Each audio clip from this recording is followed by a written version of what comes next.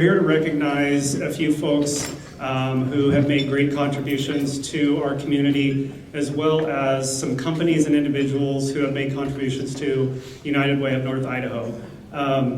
But before we begin with that, I want to make sure to thank our staff and board of directors for United Way of North Idaho.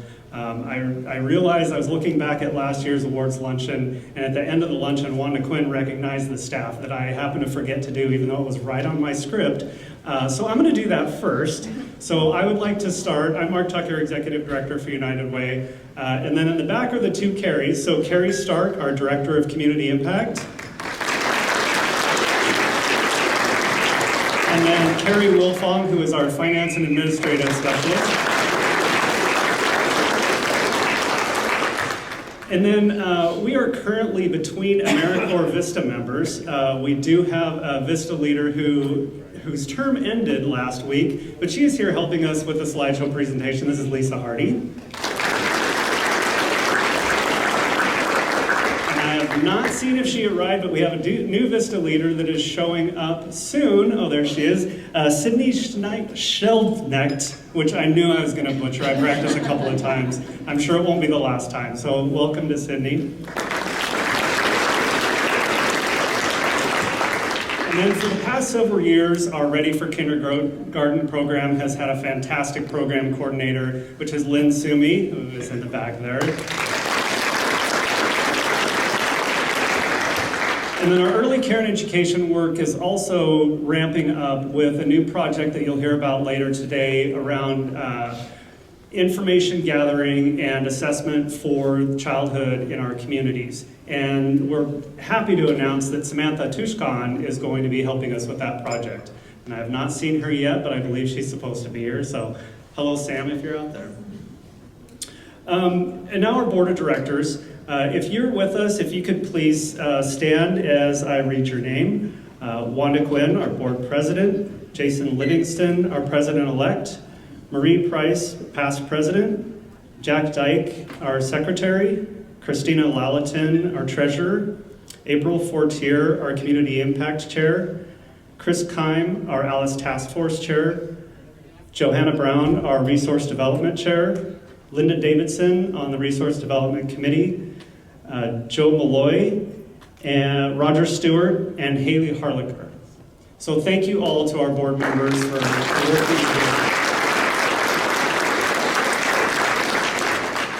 And I'd like to thank our sponsors. Of course, having this luncheon is something that is important. It's one of my favorite days of the year to see everybody that comes together to hear about the work that we do and learn about the investment that each of you make in our community.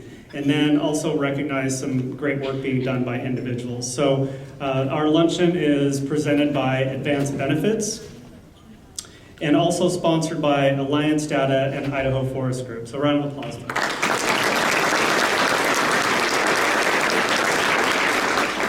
And then of course our table sponsors, the Hagedorn Corporation and Hagedorn Hospitality, Hecla Mining Company, North Idaho College, Northwest Specialty Hospital, Pita Pit, and US Bank. So thank you all. So before we get started with the awards, I would like to invite Mark Fisher with Advanced Benefits to come up and say a few words.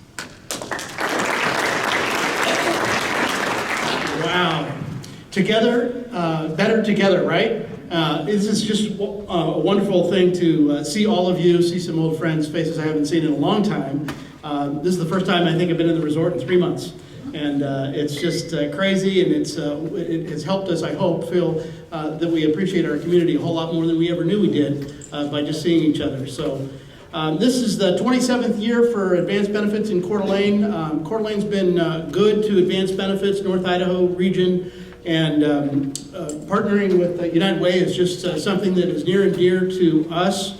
Because they touch so many lives through the different charities and nonprofits that they work with, and do such a great job at doing that. As many of you I'm sure know, we work in the benefits space, employee benefits, and managing healthcare, managing health benefits, managing pharmacy benefits for some of our larger clients, and helping them do that. Today I'm making the announcement. It's been a couple years in the works, but each of you have one of these little cards on your table. Raise your hand if you've heard of GoodRx. Have you heard of GoodRx? Okay, if you go into many doctor's offices today, GoodRx has been doing a job for the last couple of years of getting those little cards in doctor's offices for you to get a discount on your pharmacy benefits by just presenting their card. The way that GoodRx works, there's nothing in it for the doctor's office. It's all about the GoodRx. GoodRx, when you fill a prescription through their discount card, they get the rebate. And so this game of pharmacy benefits is truly a game, and there's a lot of money that flows around, and nobody can seem to find out where it's at exactly. This CleverRx, however, is a different angle on GoodRx, and what it does is it's the same thing. You're going to get a discount. You may get a discount. Not all pharmacy benefits are going to be covered by this card, but in addition to your insurance, I'm going to suggest that you try to present this card and see if you get a discount. If you do get a discount, then that generates a little bit of a trail of income for us. And that shouldn't be important to you, except for the fact that I'm donating 100% of that to North Idaho United Way. So.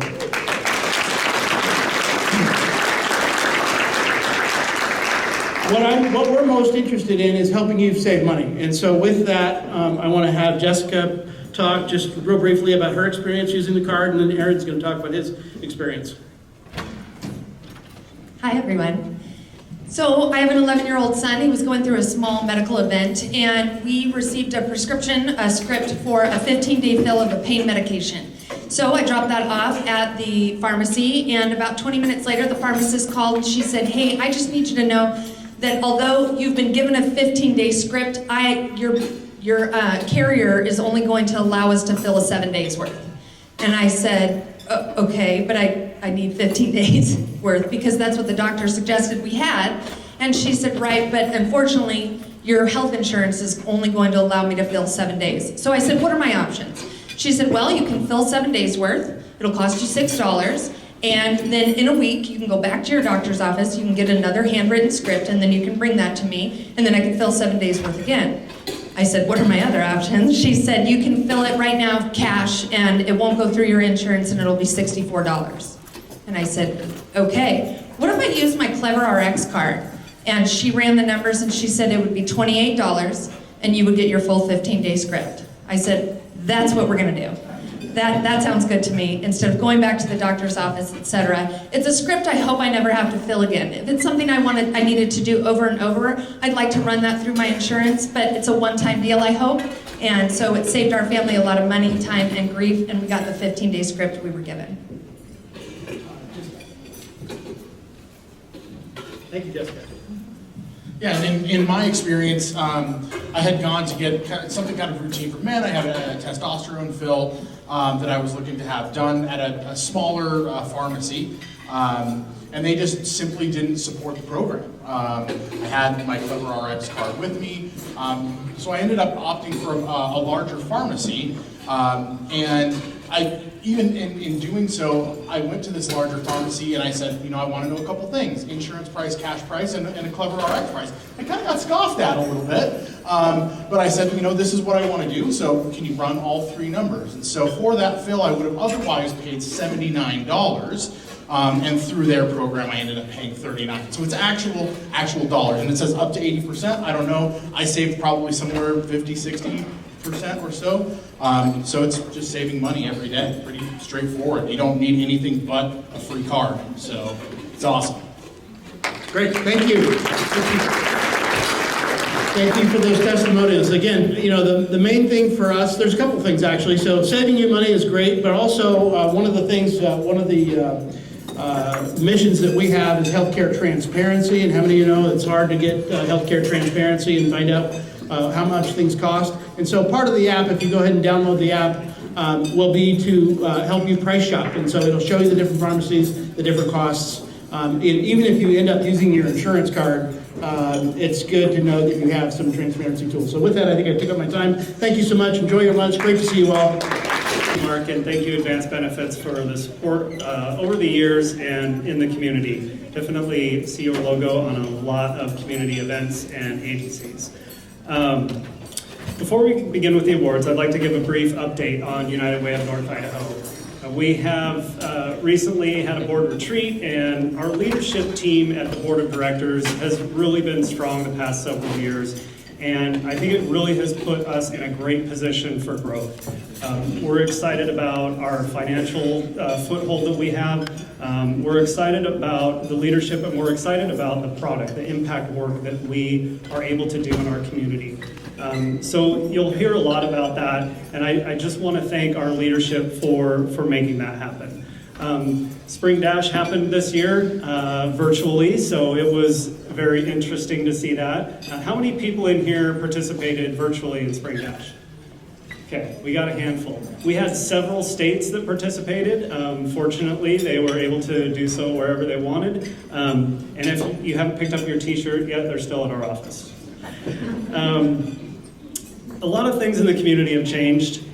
Businesses, nonprofits, we're all facing some interesting times, to say the least. Oh, am I supposed to be doing this? There we go. All right.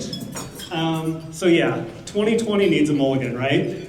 A global pandemic, we have local protests, we have killer bees, even a few earthquakes in North Idaho. Lots going on. And since we're on the subject of a mulligan, I want to let you know that United Way of North Idaho will be having our golf tournament. We've moved it up to July 24th. There's information on the table tents there to go ahead and register for that. So just less than a couple months away, or less than, a little over a month away. You could also text UWNI Golf to 40403. But during these challenging times, it's something that coming together, whether it's for a golf tournament or to help our fellow neighbors, is something that this community certainly does.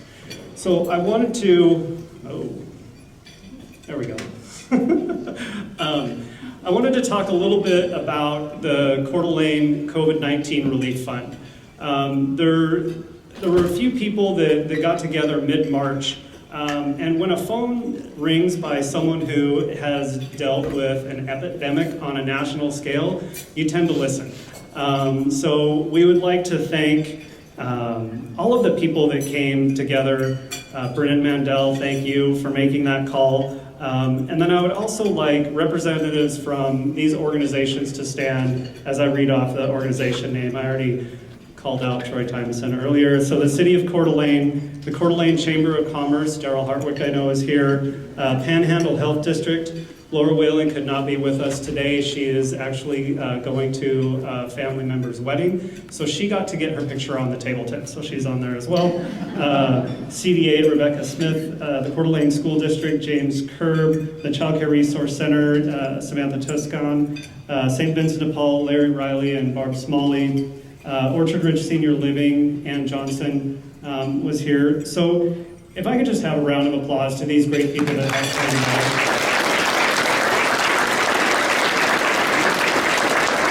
When we had that conversation mid-March, nobody knew what this was going to look like. We knew something needed to happen. We knew it was going to affect a lot of our population. We had no idea what the extent was. But we knew that vulnerable seniors were certainly a population that would be affected. We knew that the service and hospitality workers were those that were going to be affected somehow. And we knew that children were going to be affected. And we knew that it was going to be separated into pre-K as well as school-age children. They would be affected differently. Our grant process and our fundraising efforts brought us in over $100,000 in just a short couple of months. And a large part of that is thanks to the Micah Bay Properties Association for a $50,000 contribution. So round of applause for that. Fortunately, with a small group and a nimble organization that we have to manage the funds, we're able to do, early in the process, weekly grant awards. And we awarded about 24 grants to different nonprofit agencies that were serving individuals that were affected by the COVID crisis. And with that, a lot of those were child care centers. We really found that child care centers had the least support. The school districts had a lot of support. The service industry had supports through federal grants as well as unemployment and stimulus packages. But the child care providers are struggling, Alice folks themselves, and we'll hear a little bit more about child care providers in the future, but we were fortunate enough to be able to provide grants for child care centers who said that they would not be able to open back up in the fall if they didn't have funds to pay their rents or pay their staff or just keep afloat because they were ineligible for some other funding. And one of the other things that was really kind of a fun part or a highlight of the grant process was Lemons of Love, who was able to provide masks, who they just turned around and they wanted to do it anyway. So we were able to award them with some funds to buy materials, and they gave out hundreds and hundreds of masks to nonprofits in our community. So I do know we do have a representative from Lemons of Love. Thank you so much for your work. So a round of applause.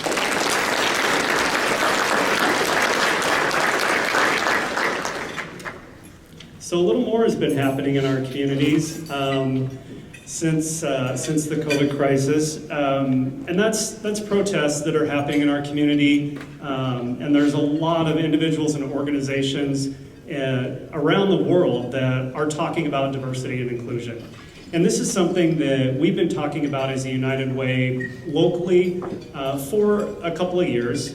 United Way Worldwide has a network of over 1,800 local United Ways. And each has their own local connections, successes, and limitations. And we know that we have our limitations as well. But United Way Worldwide wanted to ensure the network did things properly. So they developed, this was a few years ago, the Modern United Way. It's an updated business model that has just taken a look at how times are changed through technology, through one-on-one connection. We know that the workplace campaigns are a struggle with so many other giving opportunities year-round. But one thing that they highlighted the past couple of years, I believe it was the end of 2018, was to model diversity, equity, and inclusion. They put that up at the top, and they wanted to make sure that this is something that all United Ways consider. And so we're trying to address that locally, and we're doing what we can. And the more that it becomes obvious this needs to be done globally, nationally, and locally, the more we realize that we need to dive into this. So a few weeks ago, the result of a deeper dive into diversity and inclusion by United Way Worldwide brought about a framework. And this framework is something that your local United Way will be using in the coming weeks to evaluate and address how we can be more inclusive and have diversity. Diversity and inclusion is not limited to race. It's certainly something that we will be taking a close look at, but it includes Alice. It includes religious backgrounds. It includes economic backgrounds. And I think it's critical for all of us to consider what we can do to be inclusive in our communities. We don't have all the answers, but we know that conversations are the start. Regardless of what the result will be, our conversations will help understand each other and understand the direction that we need to take. We're going to be participating in HREI's conversation this Friday on Juneteenth. So we encourage and hope that others will do so as well, or at least look into it. Find out what you can do as an organization, as an individual, as a company, as an employer, to be inclusive of our community as a whole. It's the last page, don't worry. Dr. Martin Luther King wrote a letter in 1963 while he was in prison, and it was about racism. And he said, "The Negro's biggest obstacle is not the Ku Klux Klan. It's the white moderate. It's the individual that sits aside and is more comfortable with peace and calm than they are with justice. And now is not a time to just sit on the sidelines." So I hope that you will all consider what you can do. And if you're willing to step up and help United Way of North Idaho in doing that, how we can, we're starting within. We're going to look at our own organization. We're not going to tell other organizations what they should do, but we ask that you consider what you can do. So with that, I would like to introduce Jason Livingston. He is with Alliance Data, who also happened to provide the tickets and the tables to invite our COVID-19 Relief Fund participants. So thank you for that, Jason. He is also our president-elect for the board of directors, and he will kick us off with some resource development. How's everyone? We're good? Everybody's excited to be out? The sun's shining. I don't know about you guys, but vitamin D is grossly underrated. We need more of that in our lives. So hello and thanks everybody for being here. My name is Jason Livingston, here to talk a little bit about resource development. Look, resource development is a compilation of the devotion of passion, time, energy, and money. And it all rolls up to development of resources. How do we bring things in, right? So fundraising is a key component of what we do. And frankly, I mean, money is also called dough because we need it. Thank you. Thank you for that. I was expecting a long, drawn-out pause, but thank you for getting that quickly. So let's talk a little bit about where the funds come from and then celebrate some folks crucial to our success. So you'll see up on the screen here, a pie chart. Who doesn't love a good pie chart? This one paints a pretty good picture. Our income diversity is pretty well spread. We've got some good revenue streams coming in. Corporate support has remained strong, and grants for our impact work are up significantly. So can I just take a second and ask for a round of applause for the folks that have worked on the work.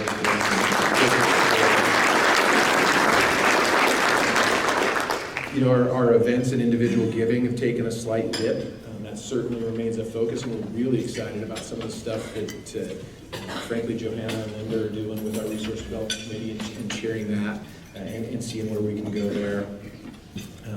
And you know, we know that there's a lot of good nonprofits out there in the community, right? And the place we live is one of those that's wrought with compassion and folks that are willing to help. And the speed with which you can donate now, it's almost like you click a button and the ability to donate pops up.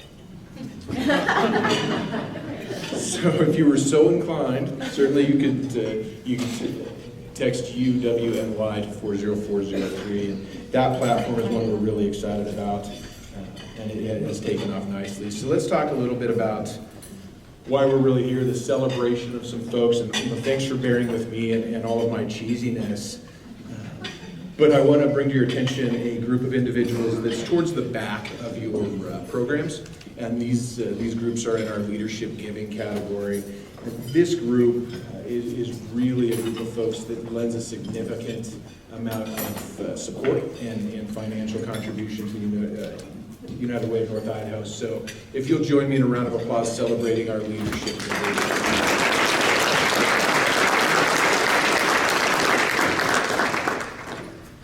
And then our next kind of group that we want to call out are our legacy donors. Certainly there are situations where we can be involved in legacy giving right through estates and wills and such, but our legacy donors are really those folks who allow us to celebrate with them because they've been giving for the last decade. So you'll notice a group of folks in your program as well that have donated to the United Way for the last decade or more, and the asterisk there denotes that they're new to that decade club. So certainly join me in a round of applause celebrating that group of individuals.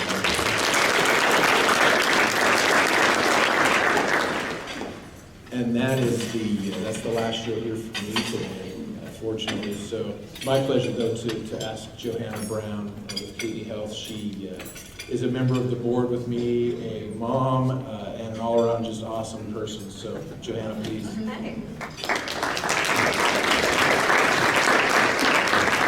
Hi, everybody. I am here to announce some awards, so I get like the good job here. So these are local companies who provide corporate support to the United Way of North Idaho. Companies support our work in several ways, including providing volunteers, event sponsorships, workplace campaigns, and corporate contributions. So today we'll be recognizing our corporate champions and top 10 campaign companies. So let's first start with our corporate champions. These are companies whose direct financial support helps United Way manage the organization. These investments help ensure our organization has the resources such as technology and a quality staff to truly help improve lives in our community. Thanks to the support of these corporate champions, a greater percentage of donor contributions are invested in programming. There are two companies at the top level of $10,000 and up I would ask that a representative please come forward to receive your award. The first is dun, dun, dun, US Bank.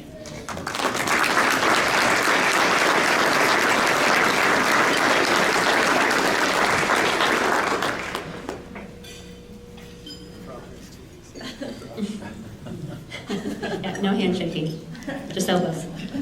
Thank you. All right, and the second one is sorry, because I have to fix this slide. Oh, drum roll. The Hagedorn Corporation and Hagedorn Hospitality.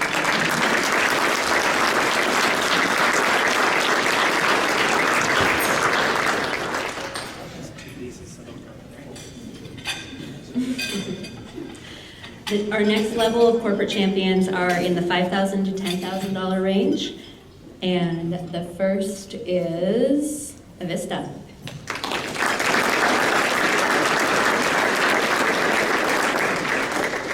And do we have, okay, all right, we do not have a representative from Avista here. And then our next is Smooth IT, and they are also not in attendance, but still, round of applause. And then finally rounding out our corporate champions are Allegra Printing and Marketing. Obviously, I didn't practice this.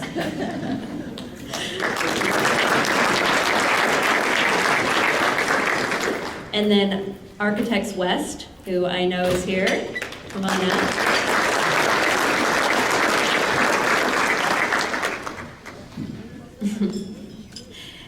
And then the next couple still deserve a round of applause, but they are not in attendance. BNSF Railway.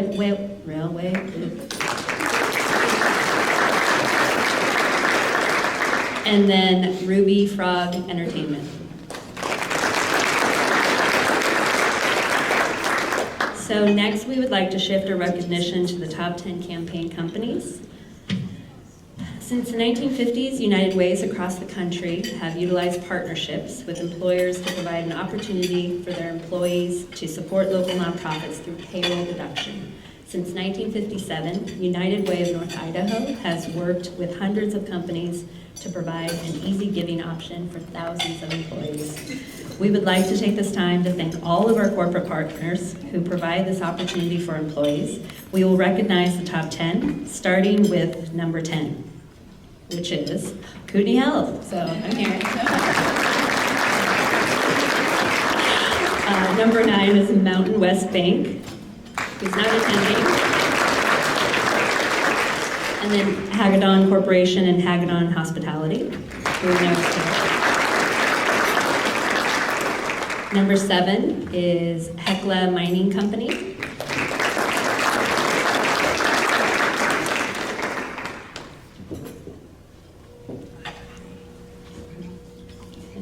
Number 6 is Avista Utilities, who we know is not here, but number 5 is UPS.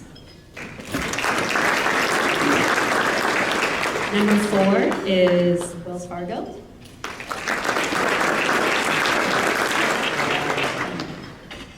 Oh, long walk. Come on, Andy. We're all watching. Don't run, you'll start breathing too hard. Thank you, sir. Thank you, Wells Fargo. That brings us to our top 3 campaign companies. So for the past several years, these 3 companies have been battling it out for the top spot. And they've been interchanging first, second, and third. So these 3 companies account for nearly $200,000 in contributions from individual employees and corporate gifts. So without further ado, number 3 is Costco.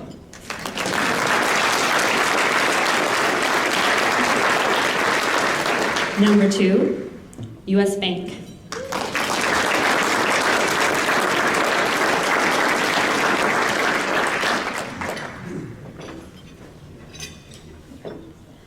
And number 1, drum roll, Alliance Data.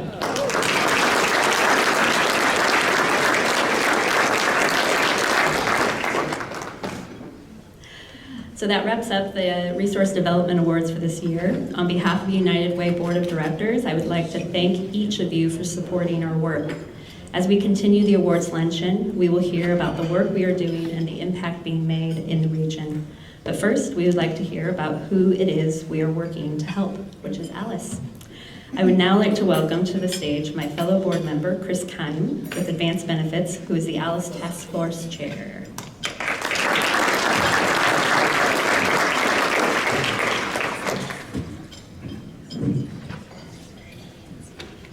Good afternoon.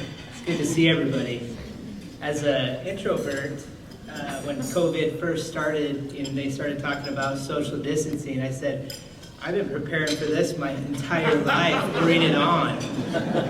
But even for me, I mean, as an introvert, it's just a little too much. So it's great to see everybody here today at attendance. I wanted to start out with a quick fast fact for everybody. 149 years today, Anna and Martin Bates were married. What makes that unique is Anna was 7 foot 11 inches and Martin was 7 foot 9 inches. They spent the next 15 years traveling the world as part of a circus group. They had tons of amazing stories in their travels. They were two amazing people with amazing stories. The Alice community is full of amazing people with amazing stories. And our job as the Alice Task Force is to help that community connect with resources that are available in our community. And so over the last several months, we've been on the front lines helping the community connect with resources to help with unemployment claims, getting stimulus checks, getting child daycare, and also finding scholarships. I am very excited and proud of the Alice Task Force. Are any Alice Task Force members here today? If any of you are, could you stand? I saw a few in the group. I just want to thank you very much.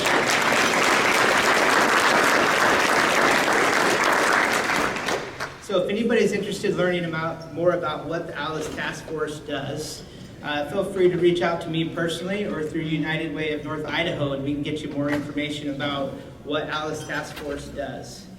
So I have the privilege of introducing Olivia Metz, and I decided to go with just a snippet of her bio because it would take me about 45 minutes to read through her bio. It's like, Olivia, do you sleep at all? Because my goodness, it's impressive.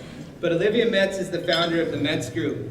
She's an economist with over a decade of experience, 2 decades of experience in helping communities thrive.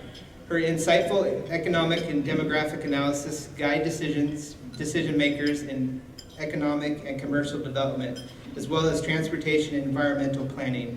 Olivia is part of the Alice Project regional research team that helped put together the latest Alice report. Please help me welcome Olivia Metz.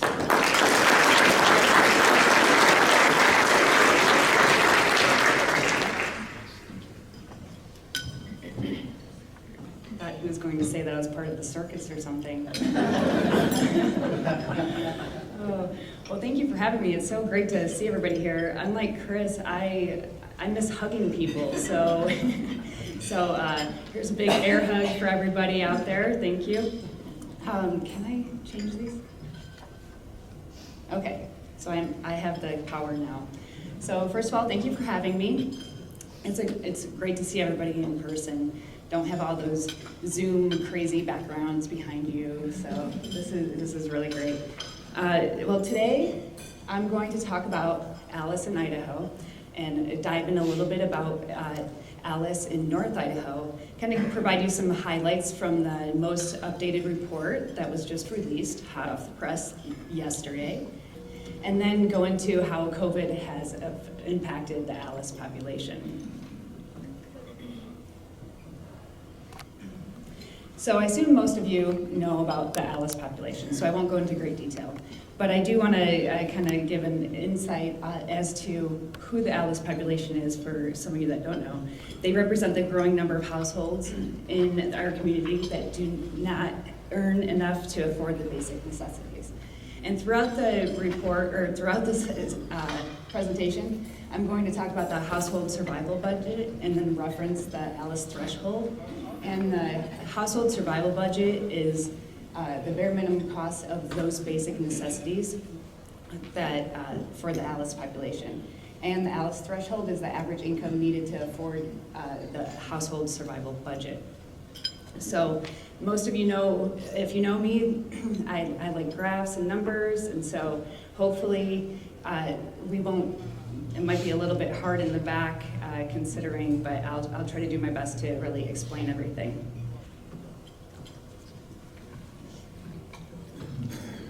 So the household survival budget is the bare minimum budget for a household, comprised of the items listed here on the right. So there's taxes, there's technology, which is cell phones, healthcare and transportation and food and the like. This new report really localizes the data more so than ever before and gets into more granular levels of geography. So it's, and then they retroacted the data to incorporate the past data to reflect, so you have a apples to apples comparison. So it's really exciting to kind of see the numbers. But what I'm showing you here is the household budget for a family of 4. That's the monthly costs of what a typical survival budget is for a person in Idaho, which is just over $5,000. And as you can see, the federal poverty line, well, you may not be able to see that back there, but the federal poverty line is, or level is $2,000. So there's quite a disparity between what the federal guidelines actually do prove versus the household survival budget. And the federal poverty line, as most of you know, are reflective of so many different benchmarks that grants are written off of and the like. So using ALICE and the survival budget and different metrics is really useful in really understanding the growing population of people that are in dire need for those basic necessities.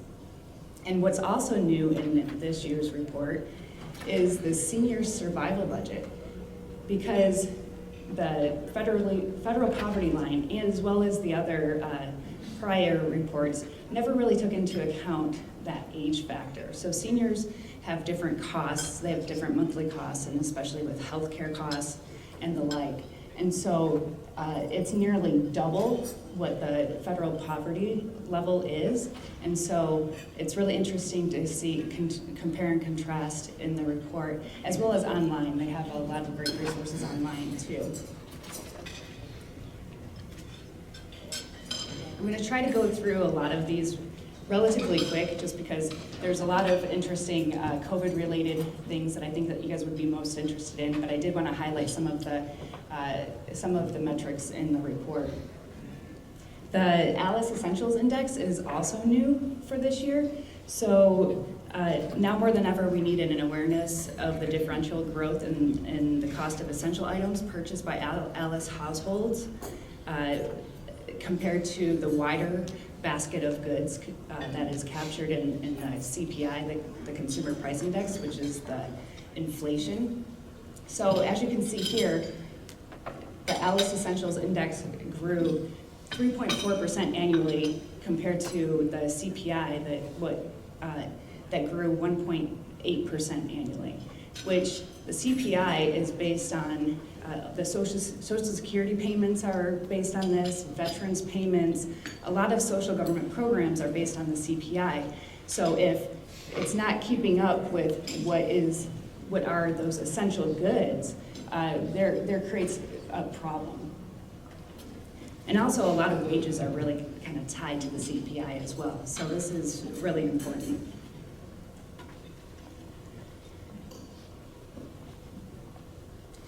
And here, low-wage jobs have increased over the decade in Idaho. In the bottom, this is the percent of low-wage jobs here in gray. 15% of jobs were low-wage in 2007 compared to 40% in 2018. Whereas medium, so the blue line is the low-wage, the dark blue is low-wage jobs, and the light blue is medium-wage jobs, and the high wage are in the yellow. And so what that's comparing is the fact that the high wage and medium wage jobs are actually declining while the low wage jobs are on the rise. And in Idaho, this has really been more of a case than anywhere else because of those service-based industry jobs that we really see, and particularly in North Idaho, with healthcare jobs, as well as, because those are considered service-related, especially those home healthcare jobs, as well as leisure and hospitality and childcare workers. We'll hear a lot about childcare workers. During COVID, during the first month or so of COVID, childcare workers were really the brunt of all of the initial unemployment claims. So, and these low-wage jobs were also we're now starting to see those secondary impacts too, because of now we're starting to see manufacturing jobs, as well as more of those hourly workers that are also ALIS population. So all of those are being hit by COVID, as well as these secondary impacts. So here are all of the counties. All of the counties saw increases in the percent of people below the ALIS threshold in around North Idaho, with the exception of Boundary and Kootenai counties. But on here to the right are the major cities within each county, and all of them are higher percentages than the actual counties as a whole. And so just to point out, Ponderay, for example, 63% of people were below the ALIS threshold in Ponderay, compared to 45% in Bonner County.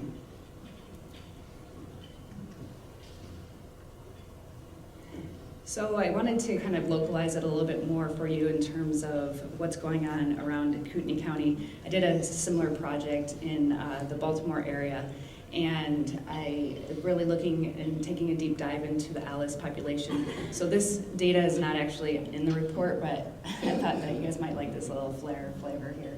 So what does ALIS look like in Kootenai County? It's the bulk of the percentage of people that are ALIS are single parents. So there are single moms and single dads out there. Statewide, 78% of single moms are ALIS population. 61% of single dads are ALIS population. And single parents need more resources too, with childcare, and now that there's remote learning for childcare or for children, so they just need those extra resources too. And these are the share of individuals earning less than $51,000 an hour, or $51,000 a year, in which industries. And the office is a bulk of them, but those are more because they are temporary workers and contract workers, as well as the food service and healthcare type jobs. And these are the occupations that the ALIS population work in: customer service reps, waitresses, cashiers, teachers, educators are a big bulk of the ALIS population.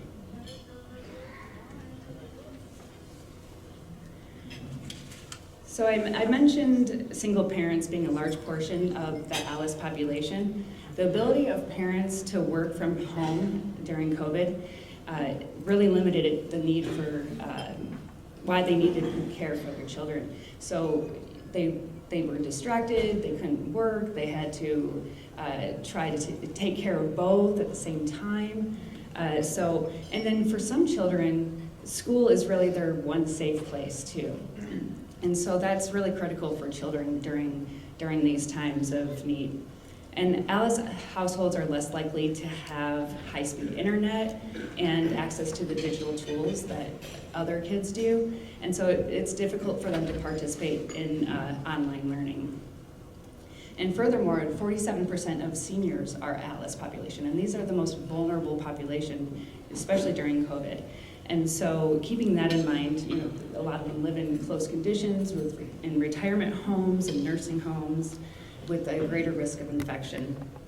And social distancing really increases the isolation and can intensify dementia and other health issues.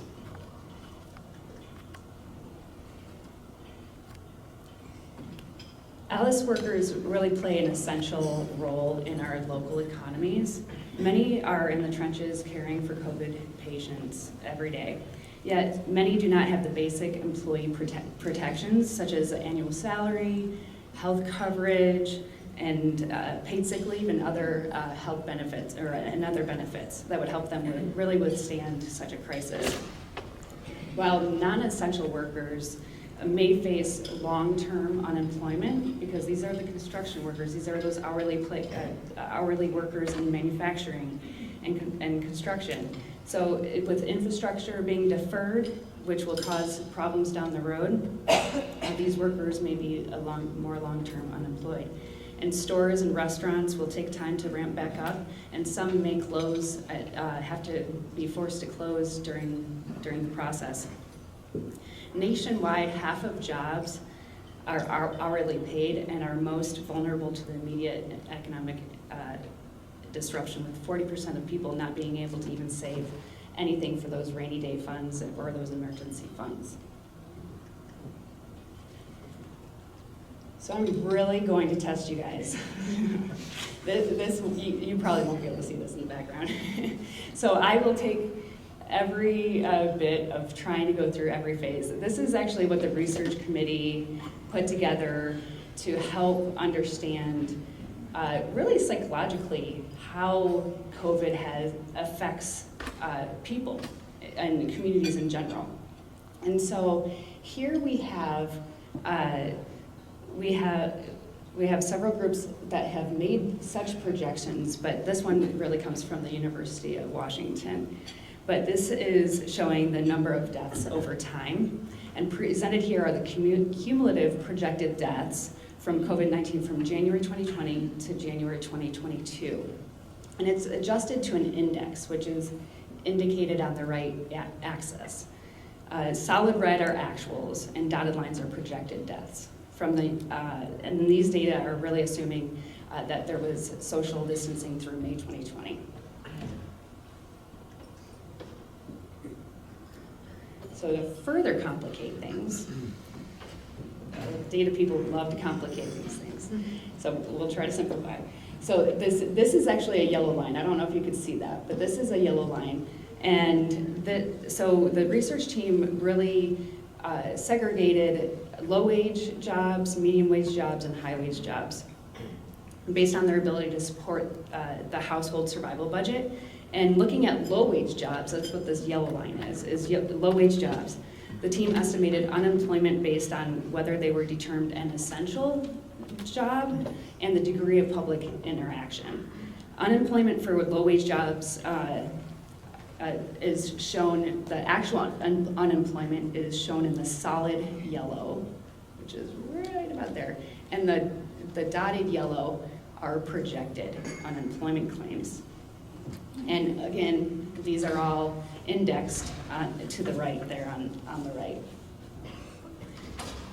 So while COVID is unprecedented in many ways, there are patterns of disaster and recovery that have proven consistent through many different crises that offer some insight about what is ahead. And so this is where it gets really crazy. So adapting the emotional index. There's an emotional index. There's an index for everything out there, but this is an emotional index developed by Zunin and Myers. We show the emotional highs and lows that normally follow a disaster.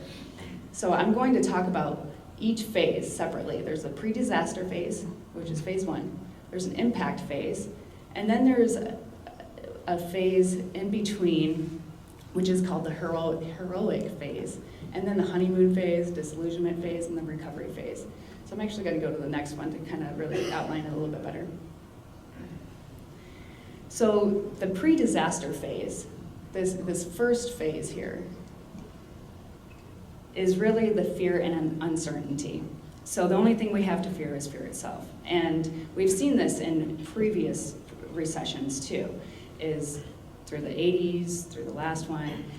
When you have fear, fear cultivates itself, and then therefore we end up in more of a recession, a deeper recession.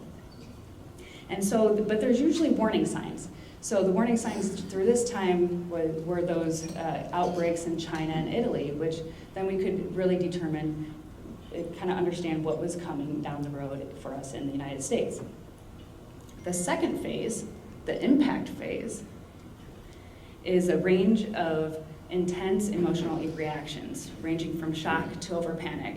So this is why everybody went out and bought tons of toilet paper and sanitizer and cleaning supplies and food, hopefully. And it's usually the shortest of the 6 phases. The heroic phase, which is not listed here, is really where it increases up into that honeymoon phase. And this is a high level of activity, but with low productivity. It's a sense of, there's a sense of philanthropy, and community members exhibit adrenaline-induced rescue behavior. And so we kind of saw that with the COVID Relief Fund and some other things as well. During COVID, this is when major legislation was passed, and like I said, large fundraising efforts are typically the norm during this time. Often passes, like I said, it passes quickly onto phase 4, which is the honeymoon stage. It's a dramatic shift in emotion. During this phase, disaster assistance is readily available, and the community starts bonding more so. And optimism exists that everything everything will return back to normal very quickly. And this only really lasts for a few weeks though. And then we get into the disillusionment phase. And this is a stark contrast. It realizes the limits of the disaster assistance, stress continues to take a toll, physical exhaustion and substance abuse takes on. I'm really getting negative here. I'm used to this. I lived through the last recession as an economist, so I'm used to being the bearer of bad news. The increasing gap between need and assistance leads to feelings of abandonment and can last months and even years. It often is extended by one or more trigger events. For COVID, this might be more outbreaks than the coronavirus. The last phase, the recovery phase, is the reconstruction phase. Individuals and communities begin to assume responsibility for rebuilding their lives, and people adjust to the new normal. For COVID, recovery will likely begin when a vaccine is available and will likely last for years. So the lessons learned through here is that there are several lessons learned through the Great Recession as well as some natural disasters. First, while all households are impacted, ALIS families are the most vulnerable. Second, it takes ALIS families much longer to recover. For example, after Superstorm Sandy, many ALIS families were forced to move away from their damaged homes and communities, spending their savings in travel and remote housing. Those who worked in tourism and hospitality at the Jersey Shore waited months for their jobs to return, and some ALIS homeowners still have not returned after 6 years later. Third, the period of disillusionment is especially hard for ALIS families. Through the Great Recession, there were enormous government spending programs. However, majority of these funds went to tax cuts, bank assets, and corporate bailouts. However, ALIS workers never really fully recovered.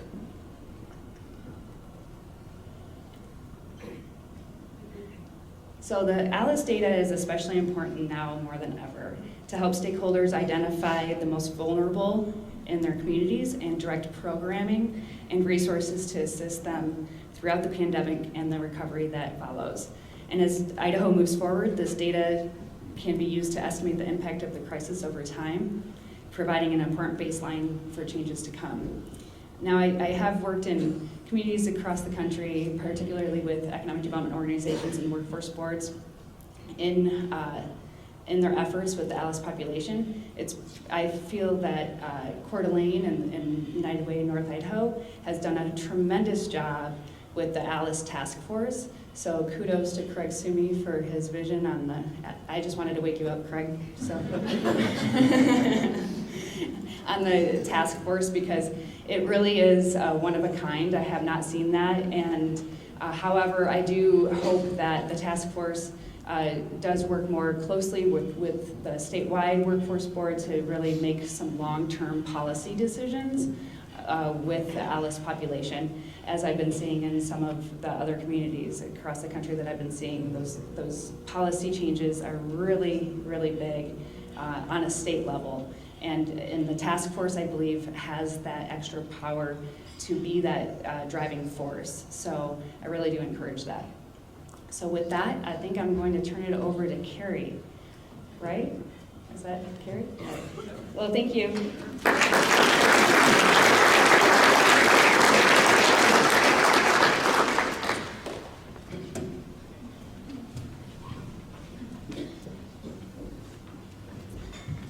Hello, I'm Carrie Stark. I'm the Director of Community Impact for United Way of North Idaho. And I am going to share with you just some of the overall approach to our impact work, and then you'll hear some stories, and we'll do a deep dive into one of our focus areas, which is really care and education. So first of all, we envision North Idaho communities where all individuals and families can achieve their human potential. A place where all children have the necessary skills to succeed in school, where all families have the resources and tools to achieve financial stability and self-sufficiency, and where all individuals have access to crucial healthcare services. We strive to create positive and permanent change by forging unlikely partnerships, finding new solutions to old problems, and mobilizing the best resources. But we don't do it alone. We partner with programs and services aimed not just at quick fixes, but at viable long-term solutions. My friend and colleague, Marie Price, is going to, with our, the United Way Board of Directors and Idaho Forest Group, is going to share with us some of those community impact snapshots as well as some stories. Marie?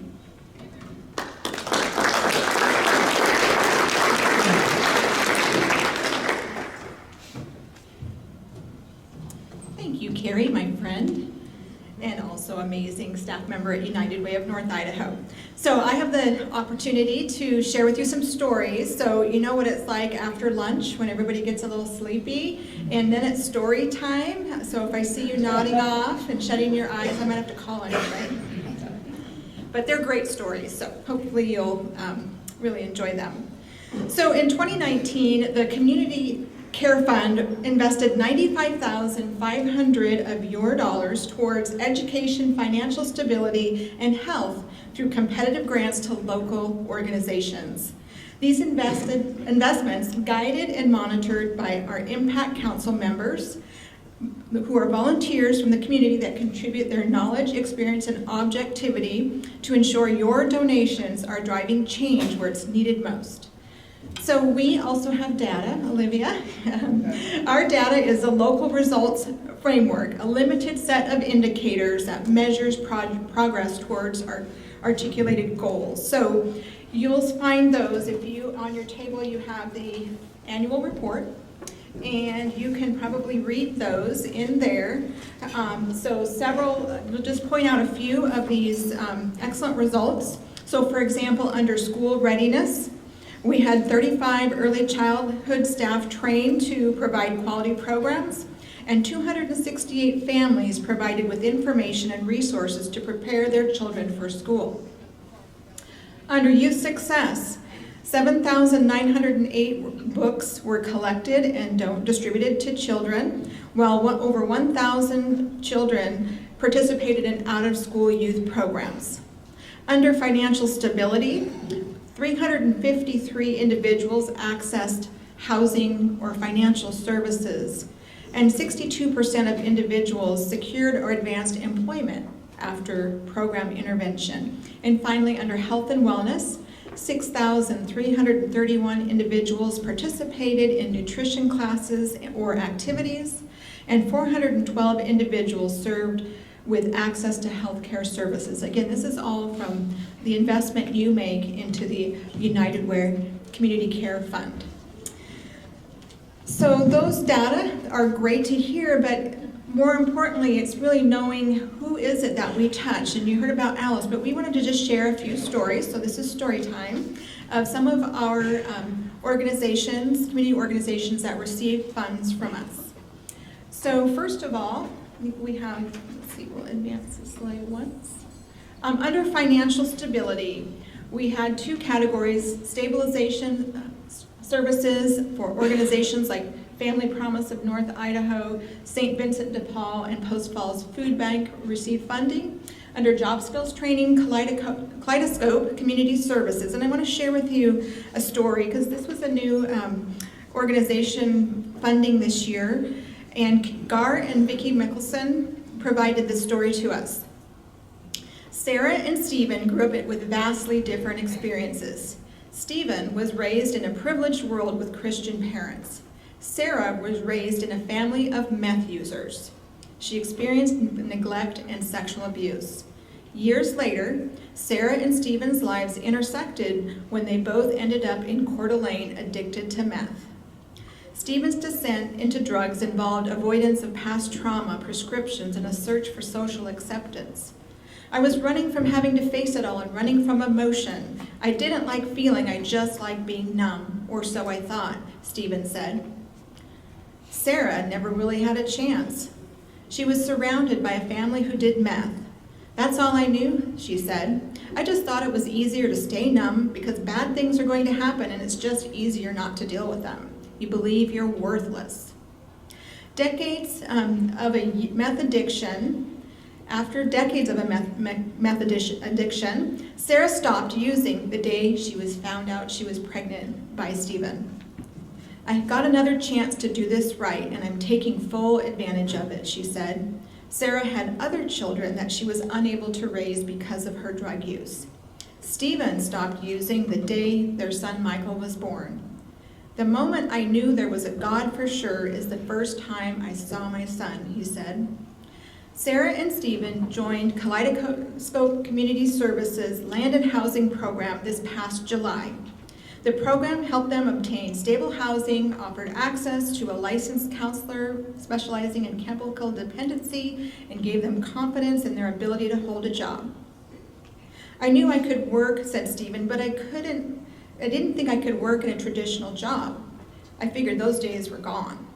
He said that at KCS Land and Home, since he started working, he's learned how to deal with emotions that make him uncomfortable, how to interact constructively with others, and how to deal with failure.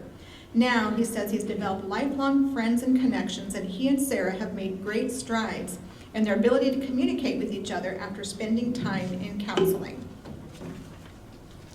Through the program, Sarah, Stephen, and their son Michael have moved into a rental house in Coeur d'Alene with a goal to purchase the house. After years of just coping and surviving, Sarah and Stephen are planning for their future. Sarah's goal is to go to school and become a chemical dependency counselor. Stephen is excited about connecting to a long-term employer. I feel like we're at the entry gate of some of the miracles that are going to happen, said Stephen.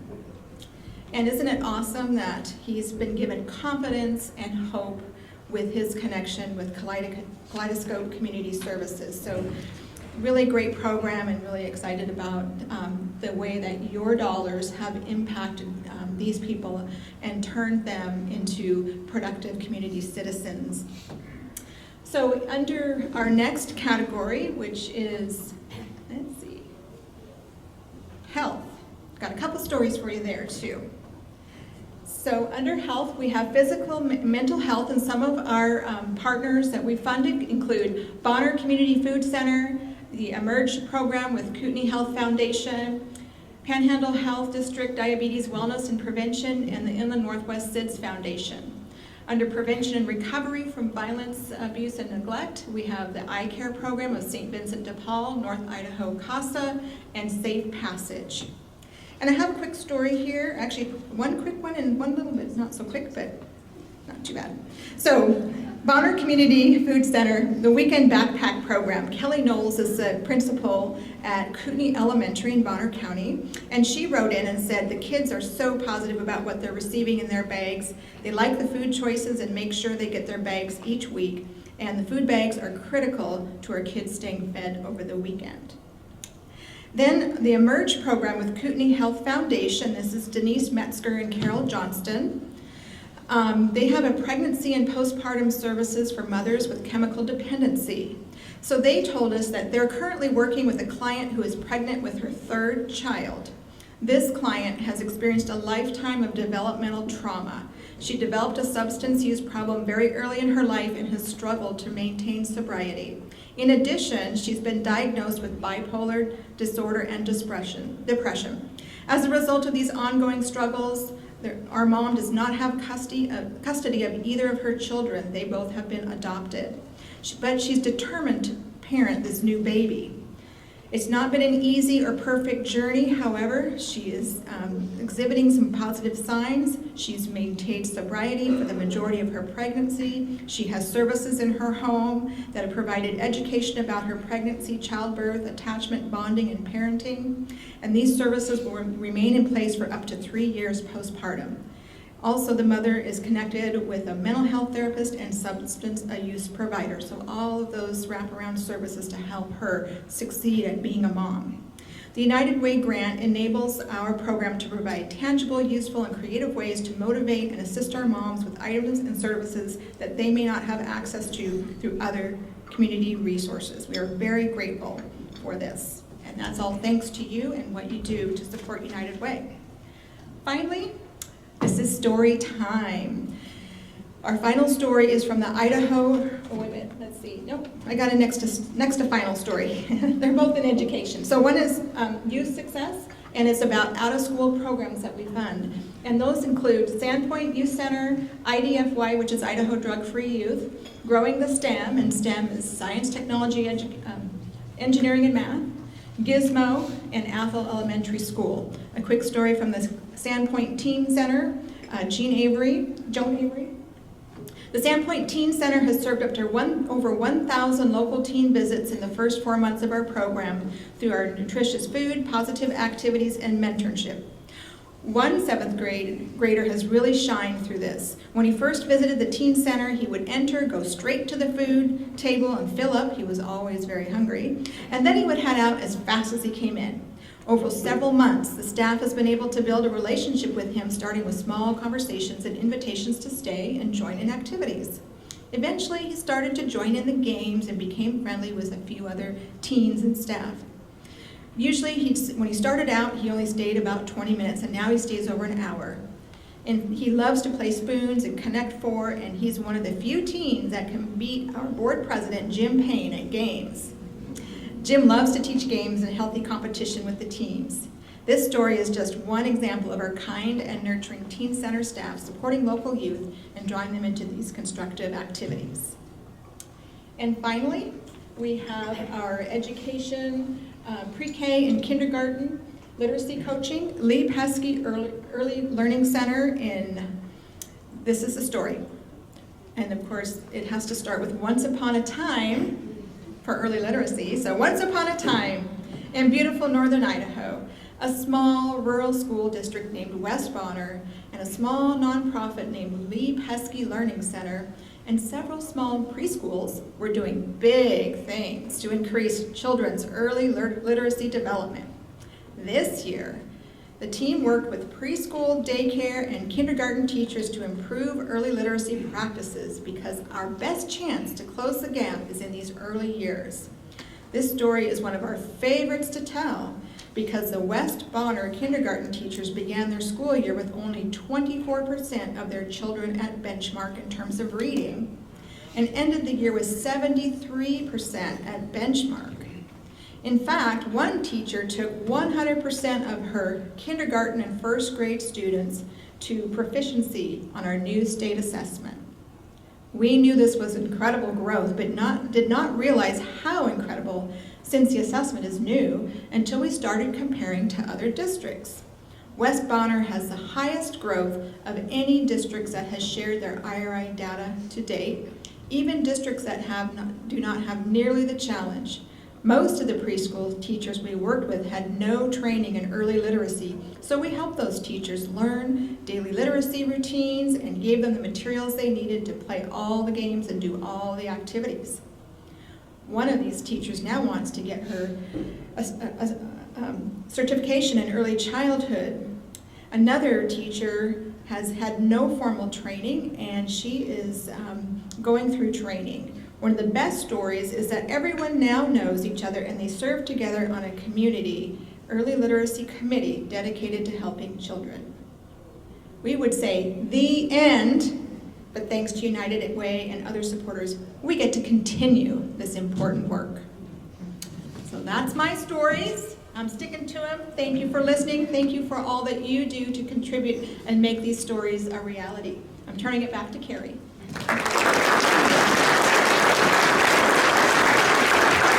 Great. And we decided to end with that early care story about preschool literacy because one of the focus areas that United Way has really leaned into is early care and education, and recognizing that that's a real gap in our community. One of the most glaring obstacles that low-income working families face is the cost of childcare. So to look deeper into this issue, United Way of North Idaho developed the Early Care and Education Task Force about 3 years ago to identify barriers and ways to increase the access to affordable quality childcare. We know over partnering with a number of community entities, businesses, nonprofits, we learned so much about how quality childcare matters to the entire community. It affects families, parents, employers, childcare providers, the school system, the child's future, and the future of local business.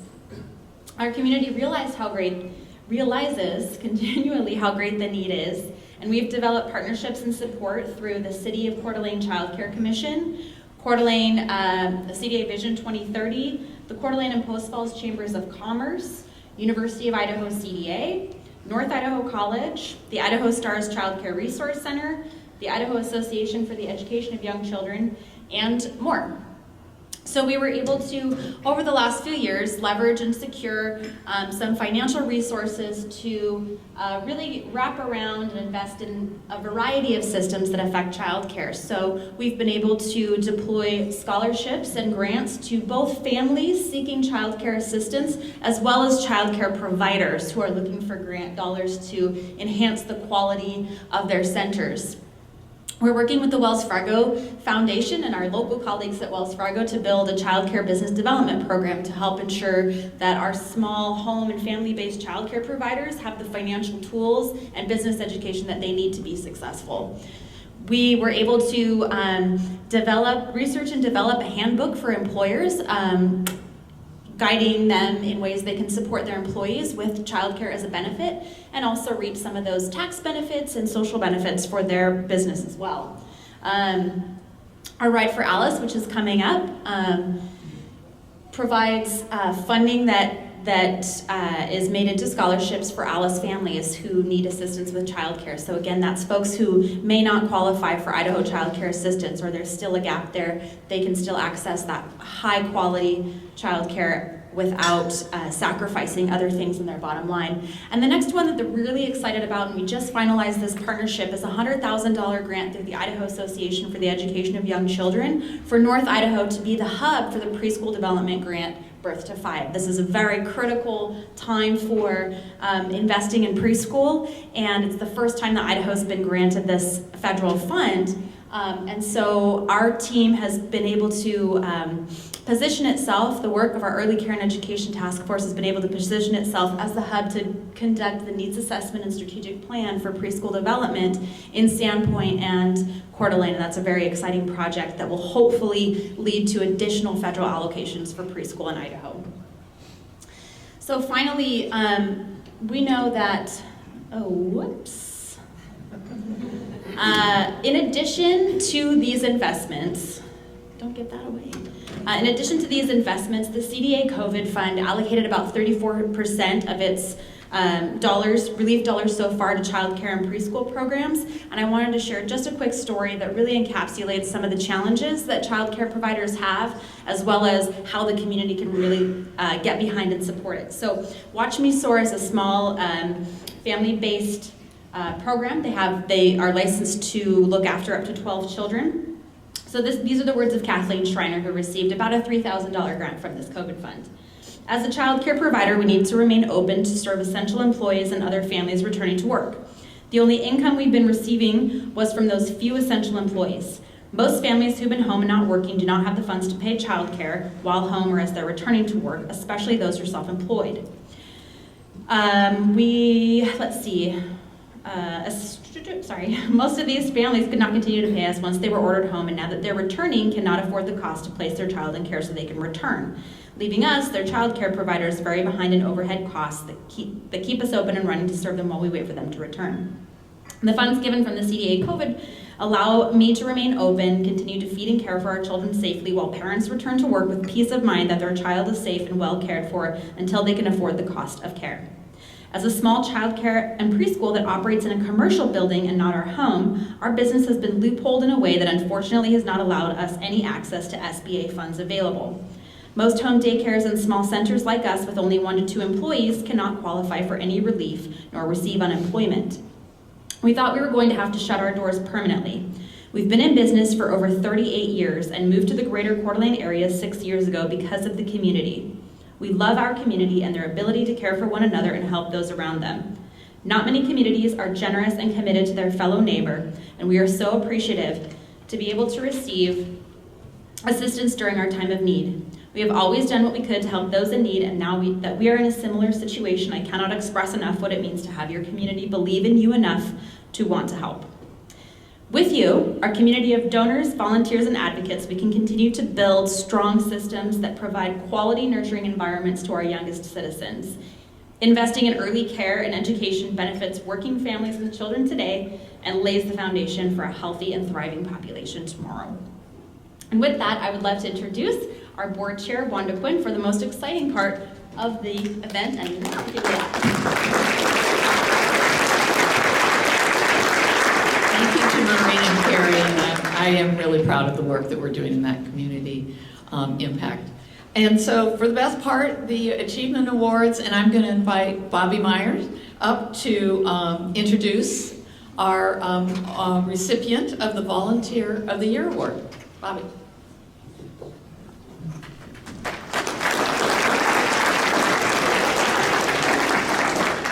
Thanks, everyone. So it is my pleasure to announce the 2020 winner of the United Volunteer of the Year of North Idaho to Heidi Rogers. So Heidi is also my boss, and she's the CEO of the Northwest Council for Computer Education. We're a nonprofit professional learning organization that trains educators how to use technology in the classroom. Nationally, Heidi has been recognized for her leadership accomplishments in education technology, and in 2016 was highlighted as the Hero in Education by Microsoft, and was one of the first distinguished Apple educators after serving on Apple's National Advisory Board.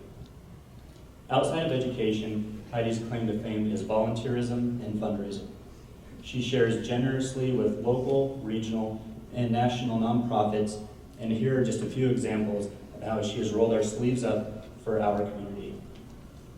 Does anyone here remember No Moose Left Behind? During her term as president of the Excel Foundation in 2004, Lonnie Jordahl came up with the idea and partnered with Heidi to co-chair this fundraiser. Moose painted by local artists were displayed all around the community for months to build interest for the largest attended Excel Foundation big event and for the chance to win a moose in their live auction. This event netted the largest amount in the organization's history at that time. Another thing that you might remember was Heidi was once a celebrity dancer. But for one evening, she laced up her boots on behalf of the Coeur d'Alene Summer Theater and won the People's Choice Award. Not to be mistaken with skill on the dance floor, but this award is given to the dancer who raised the most money.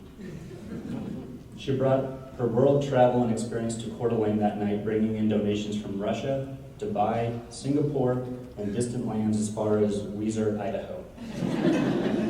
She did it again, netting the largest amount ever raised at that event. Heidi is also the past president of her local Coeur d'Alene Rotary Club, and it is a rite of passage within that club that the president chaired the spring auction. Well, Heidi decided that club's traditional auction format had run its course, and she decided to introduce to our town Coeur d'Irish, with the goal to become the largest St. Patrick's Day party put on by a nonprofit here in Coeur d'Alene, and that event did just that.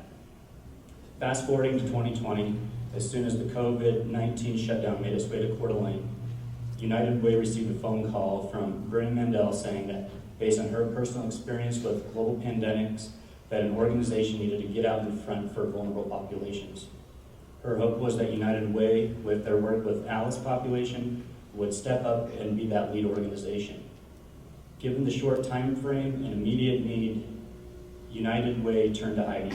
2 days later, there was an agreement that United Way, the Chamber of Commerce, the City of Coeur d'Alene, School District 271, and the Panhandle Health District would partner in raising funds for seniors, the homeless population, pre-K and K-12, and our hospitality workers. At that time, the United Way team suggested that $30,000 be the lofty fundraising goal. Heidi quickly dismissed that. She said to think big. She set the bar high, and 2 months later, these partnering organizations raised over $100,000, which many came from people like you sitting in the room with us today. Our community is filled with wonderful volunteers that are all in it for their cause, but I do not think there are many that have given more to so many than Heidi Rogers. Please join me in congratulating Heidi for the United Way Volunteer of the Year Award for her service to the community. We appreciate your participation and service not only to the United Way of North Idaho, but for your prolonged service to helping others.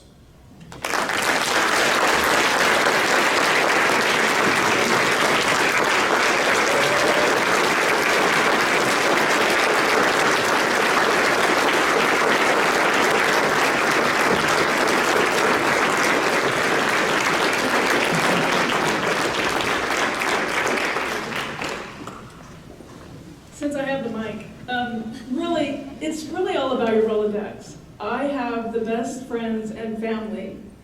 They are my family, my friends in this community, and they're all in my Rolodex. Kathy was my first friend when I came to Coeur d'Alene. We did the COVID thing. I need masks. She made 700 and delivered them. Mary, we need money. We need a fundraiser. Miranda stepped up, Quarter Irish. Jody, I mean, on and on. Daryl, we need somebody to do graphics for the COVID fund. So it's about this community. But I want to give a couple shout outs to people who aren't here. My grandfather, he taught me, even though he was a Lion and not a Rotarian. He had great compassion for others. And then my friend Jack Dawson, he told me, he said, always volunteer for different organizations. Take your time. Start with children, education, older people, hospice. There's so many great things. But what Coeur d'Alene brings to me is friendship. And I am blessed, beyond blessed. But since I have the mic, I'm going to tell you what I'm worried about. I'm worried about our schools come fall. Things are going to be different. Families are going to have challenges. So let's look to United Way, Mark, and tell us how we can help our schools and our families and our kids. Thank you.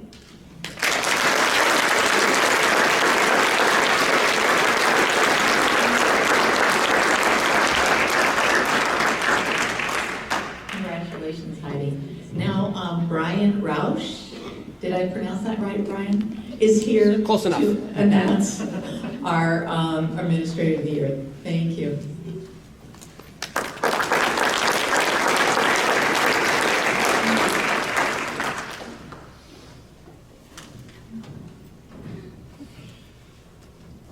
It's not as long, it's just really big type. So my name's Brian Rauscher, we're close. And just full disclosure, Liz is actually my partner. I'm announcing the Nonprofit Executive of the Year. Yeah. And that's Liz Montgomery from Safe Start.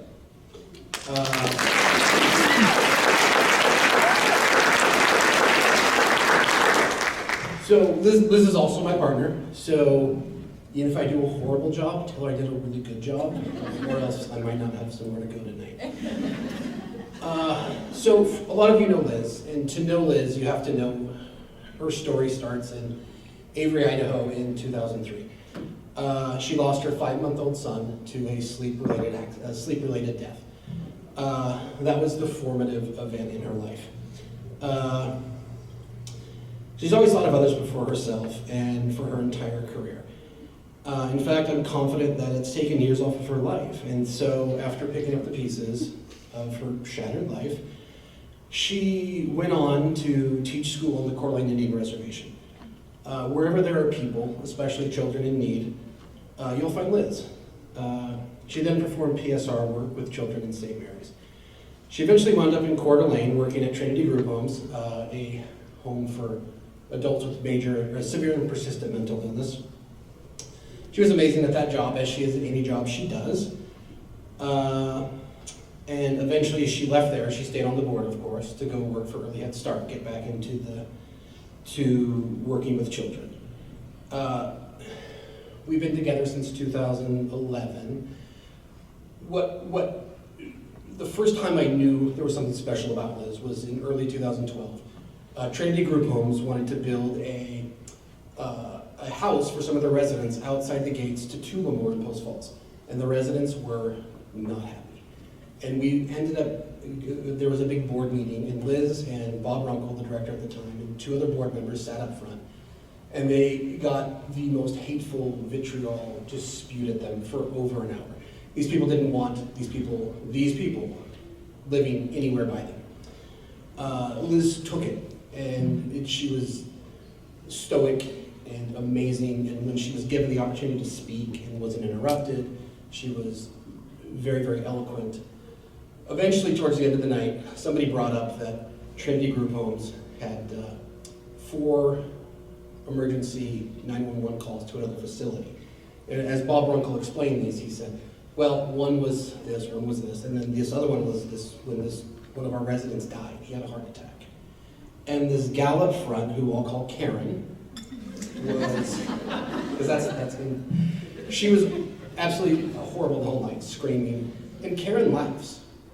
And Liz stared her down, and she looked right into her soul, and she said, why are you laughing? This is a person, he's dead. And it kind of changed the whole tone of the night. That's something that always sticks out to me. So everything she's done pales in comparison to what she's accomplished over the last 8 years. During her journey back from losing her son, an organization in Seattle called NISA helped her grieve, helped her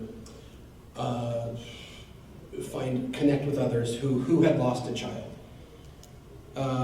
Eventually she started working for them. She became their outreach person for Eastern Washington and Northern Idaho, and she found her purpose. She'd already found her passion in helping others, but now she had found her purpose. This was, of course, her second job. Her first job was working full-time for the Spokane YWCA, running a program for homeless children. So, again, anytime there's any kind of marginalized group, you'll find Liz, and that's where she'll be. So after a year or two, NISA pulled the funding for her position, so she was missing that. So she decided to start her own party. So it's probably the best thing they could have done. She'd already found her passion in helping others, but her purpose became clear. Help other families avoid the life sentence of grief, what ifs, and all-encompassing smothering guilt that she's lived with since that April day in 2003. She began laying the groundwork for her own nonprofit, which came to fruition in February of 2012. That's when the Inland Northwest SIDS Foundation was founded. We've grown over the last 7 years from a $1,000 completely self-funded nonprofit to our annual budget pre-COVID this year was going to be right around $290,000. And March of last year, NISA and Inland Northwest SIDS Foundation actually combined. So that was a big step for us. Under the recent contributions section, just some numbers from what NISA, which is now, we operate as Safe Start, did in 2019. Liz, one paid contractor and a great board of directors, held 129 Safe Sleep 101 classes in Idaho, Washington, Montana, and online. Educated over 1,900 individuals about safe infant sleep. Trained 254 local first responders. Distributed 187 safe sleep environments to people who otherwise couldn't afford them. United Way talks a lot about the ALICE population. They're our bread and butter too. Those are the people that we want to reach. We distributed 1,400 sleep sacks, distributed 40,000 pieces of materials. Liz recently has been to New York as a delegate, to Washington DC, where she spoke with legislators about a bill that was working its way through Congress. She spoke at the Idaho State Coroner's Conference. She was invited to join Washington's Safe Sleep Task Force. She put on a training for the Criminal Justice Training Center. She was recently asked to join King County's Infant Death Review Team and was honored by the Spokesman Review as one of their change makers in 2019. So as far as community impact goes, it's really hard for me, I'm a very concrete thinker, to quantify impact. I think of real numbers when I think of impact. So some numbers really quick. Pre-Inland Northwest Kids Foundation, NISA, Safe Start. In the state of Idaho, Idaho's infant death rate was about 92 infants per 100,000 live births. Our last 5-year data that we have, it's now down to 82 infants per 100,000 live births. So that's a decrease of 13%. So running the numbers, we can honestly say that there are about 10 to 12 children in the state of Idaho that are alive today because of the work that we have done, our partners have done, and everyone has done in the state. And we're incredibly proud of that. I've actually had some people say, 10 to 12 kids for 7 years, it's really not that big a deal. Like that's, and I tell them, well, think of which one of your children you could live without. And you can ask Liz, one child is a big deal. Something that Liz and I like to say is, we never know those that we save, we only know the ones that we don't. And that's what will keep Liz working 80-hour weeks, nonstop. I can tell you she's going to keep going, she's going to keep pushing, working 80-hour weeks, because as long as Idaho loses one child to preventable sleep-related death, her work isn't done. I'm not going to mention the other 20 related events that we do as an organization. Everything else she does, I would kind of run out of time. It asks for her leadership. I was getting kind of bored by the time I got to leadership. So I just wrote that Safe Start had over 500 volunteers in 2019 work for us. So anybody that can draw that kind of volunteer, and they come back. And that's entirely because of Liz. So, okay, here's my big closing. So, another amazing thing I saw 2 years ago was a family lost a child to an unsafe sleep accident. She was at their house within hours. She walked the family down to the funeral home. She was with them during the planning. She went through everything again. And this is a lady, Liz, who 10 years ago lost her own son and had to go through it all before. And these traumatic situations with her own deceased child. I can't imagine the memories and trauma it brought back. But she was there for them when she was needed. When we were alone afterwards, she completely lost it and was inconsolable for hours.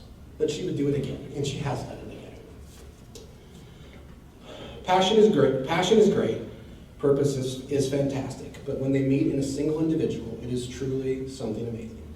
It's this rare confluence of passion and purpose in a single individual that gives the world people like Liz, and the world is better for it. So that's Liz in a nutshell. In my eyes, there's no one more deserving of this award than Liz Montgomery.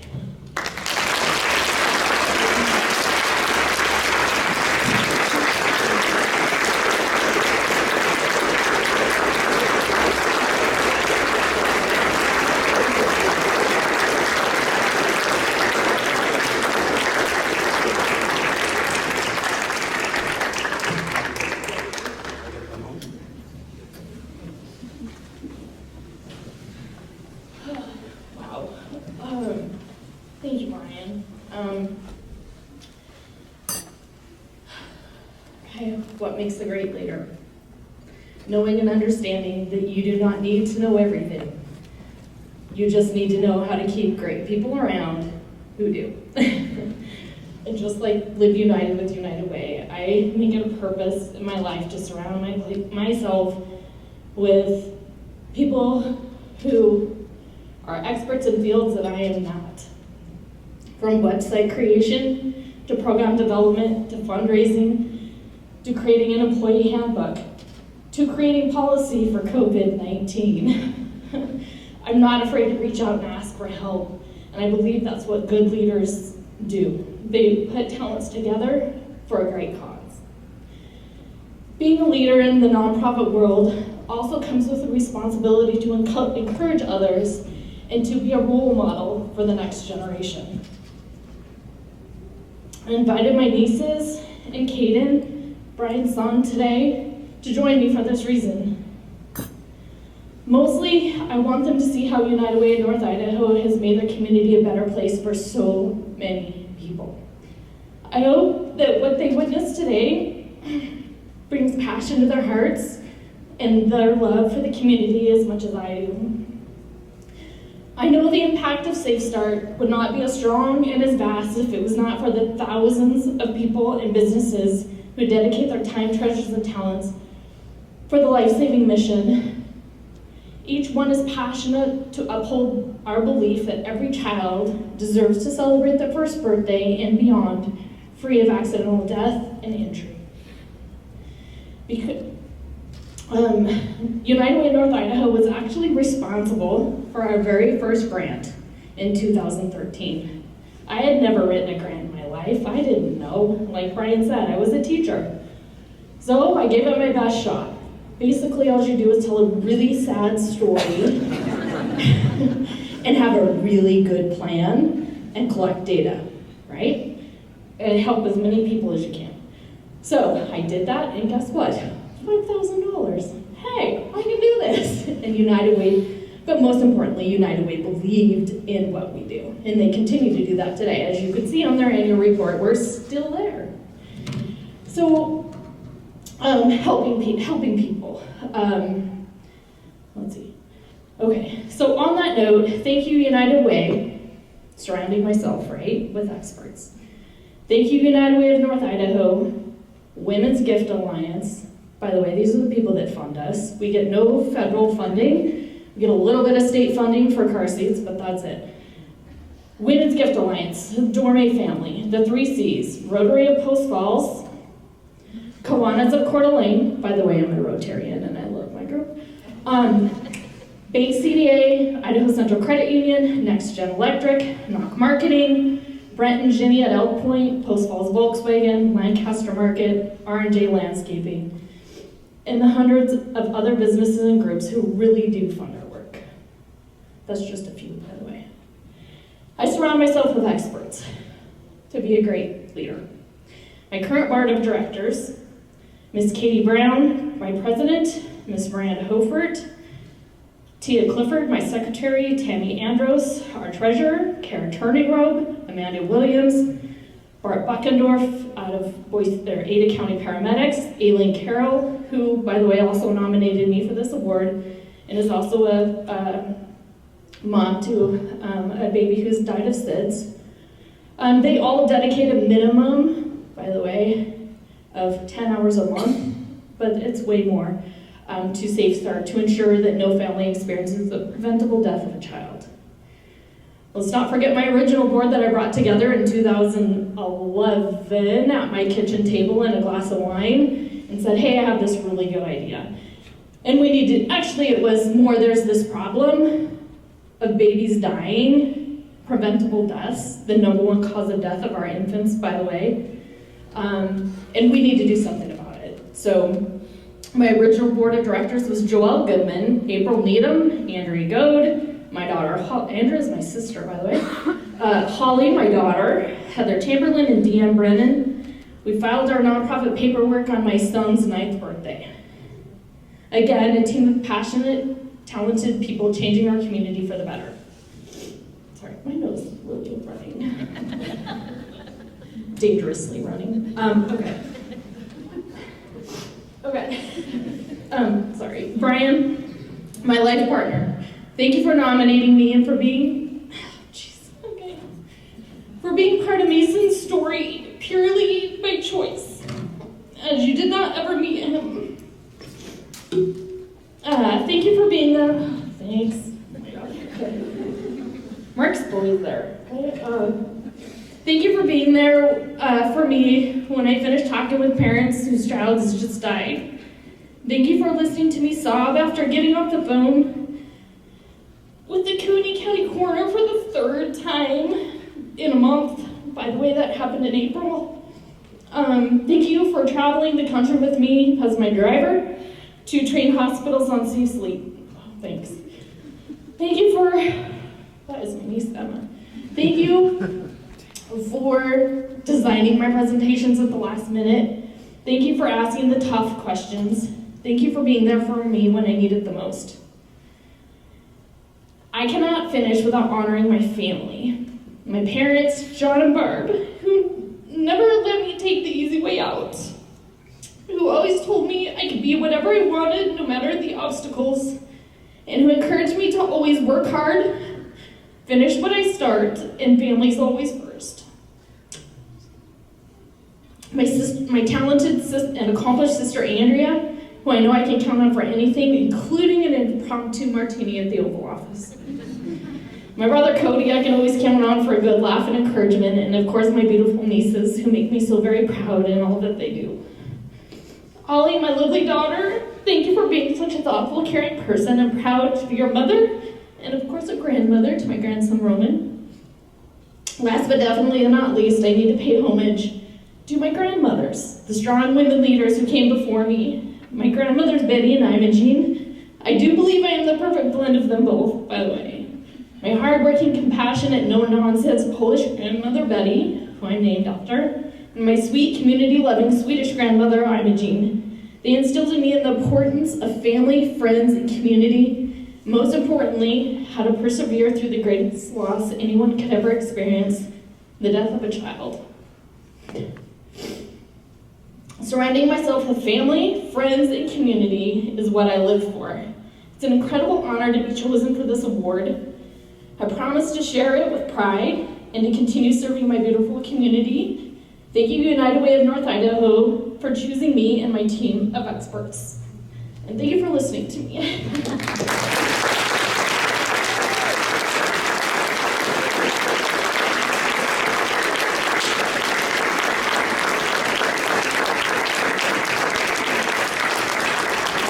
Thank you all. I apologize it went a little long. I rambled on at the beginning. I'll take full blame for it. But I mentioned at the start of this that this is my favorite day of the year, and I think you can see why. Heidi, Liz, congratulations. You're both inspirations to all of us. And thank you all the corporate companies who support us, who have the payroll deduction, the workplace campaigns that help us do our work. Thank you, Marie and Carrie, for that great overview of all of our work. And thank you, Olivia, for coming and presenting the fantastic data. I know there were a lot of data geeks out there that were really excited about that. The URL and the text to find out more information about the Alice report is on the table tents, and it should be in the program as well. Take a look at it. It's really interactive. There's a lot of good information there, but it really speaks to the individuals that we are talking about today. This really lets us know who we're serving and who we're supporting in our work. So thank you all for being here. It's good to see so many faces in one place. Be safe, and we will see you at the next event. Thank you.